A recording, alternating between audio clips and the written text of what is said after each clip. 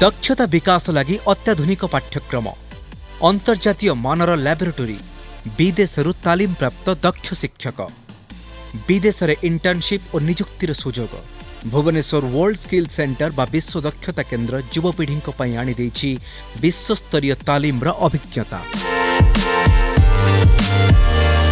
बड़ बड़ शिल्प कारखाना हेउ कि व्यवसाय प्रतिष्ठान बा कोठा, सबुठी रहिछि दक्ष इलेक्ट्रिकल ऑपरेटर का आवश्यकता। तेणु वर्ल्ड स्किल सेंटर रो स्कूल ऑफ इंजीनियरिंग ब्रांच पक्षरु दिया जाउछि अत्याधुनिक इलेक्ट्रिकल टेक्नोलोजी पाठ्यक्रम। एही क्षेत्र में छात्र छात्री रही आकर्षणीय कैरियर सुजोग।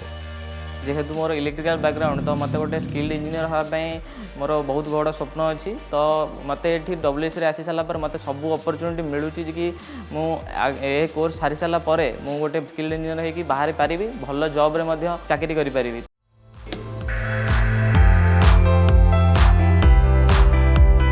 इलेक्ट्रिकल टेक्नोलोजी विभाग में रही 7टी अत्याधुनिक लैबोरेटरी। सेगुड़िक हेउछि इलेक्ट्रिकल सर्किट्स और प्रिंसिपल्स, इलेक्ट्रिकल इंस्टॉलेशंस और टेस्टिंग, इलेक्ट्रिकल मशीन्स और कंट्रोल, इलेक्ट्रिकल ड्राफ्टिंग और डिजाइन, इलेक्ट्रिकल पावर और स्विच बोर्ड्स, इंडस्ट्रियल कंट्रोल और ऑटोमेशन एवं इंटेलिजेंट बिल्डिंग ऑटोमेशन। एही लैबोरेटरी रे एका संगरे थियोरी सहित प्रैक्टिकल करिवार सुविधा पाउछंती छात्र छात्री। विभिन्न शिल्प अनुष्ठान रे जेउ सब ज्ञान कौशल व्यवहार करा जाउछि से सब विषय रे एही केन्द्र रे प्रशिक्षण दिया जाई छात्र छात्री मानक दक्षता वृद्धि करा जाउछि। वर्ल्ड स्किल सेंटर जो आमर इटी रे जॉइन हेतिली, इटी रे जॉइन हे साला परे जो सब प्रैक्टिकल शिखिली सेगुड़ा रियली आमर इलेक्ट्रिकल फील्ड रे ही यूज होउछि। एबे जहाँ सब एठी करि पारुछि देन मु एबे कॉन्फिडेंस रो सब कहूछि कि मु इंडस्ट्री रे ताकू मध्य इंप्लीमेंट करि पारिबी।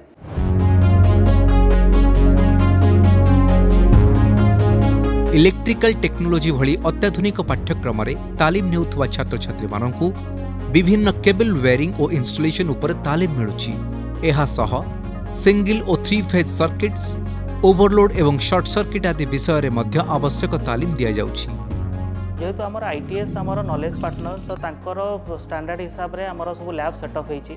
तो लैब रे सब एडवांस्ड इक्विपमेंट अछि जोटाक आजिकाली रो इंडस्ट्री ओरिएंटेड जोटाक इंडस्ट्री एक्चुअली चाहूछि। तो से रिलेटेड आम पाखे इक्विपमेंट अच्छी जो पिला हैंड्स ऑन प्रैक्टिस करेंगे, निजे परफॉर्म करेंगे, निजे से स्किल टाको एक्वायर करेंगे।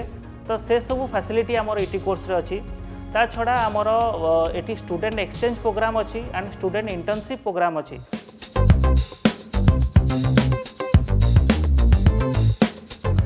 वर्ल्ड स्किल सेंटर रे पाठ्यक्रम भित्तिक तालीम सहित छात्र छात्री मानक व्यक्तिगत दक्षता विकास उपरे विशेष गुरुत्व दिया जाउछि।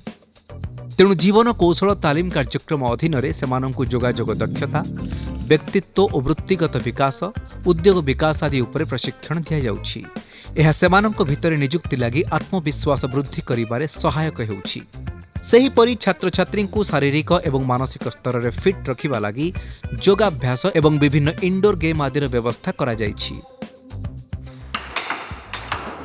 लाइफ स्किल रे आमे केनरी इंग्लिश रे फ्रिक्वेंटली सबकर संग कथा लगी पारमा सेडा सिखा जाउछे। गुटे इंटरव्यू रे काना काना कहा जिबा काना ने सब मु एते भल से भी नहीं जाने थे। इन लाइफ स्किल रे मते सब सिखाला पर मैं बे गुटे भल से गुटे इंटरव्यू दे पारमी। लाइफ स्किल रे हमको एक मॉड्यूल अछि एंटरप्रेन्योरशिप। सेथिरे हम एंटरप्रेन्योरशिप द्वारा आमे केमिति निजे एंटरप्रेन्योर हबु ता सहित आमे अन्य 10 जन को केमिति एंटरप्रेन्योर करि पारबु ता विषय मध्ये सिखा गला।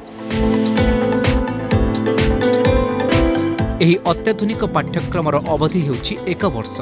एही समय भितरे छात्र छात्री मानंकु हॉस्टेल रे मागणा रहिबा और खाइबा सह यूनिफॉर्म दिया जाउछि। जीवा आसीबा लागि बस सुविधा मध्य करा जाइछि। वर्ल्ड स्किल सेंटर भारतर एक प्रमुख दक्षता विकास केन्द्र। राज्य सरकारक स्किल्ड इन ओडिशा कार्यक्रम अधीन रे स्थापन करा जाइथिबा एही संस्था आज युवपीढ़ी कैरियर निर्माण रे प्रमुख भूमिका नेउछि। सेमानक भितरे भरी देउछि नुआ आत्मविश्वास।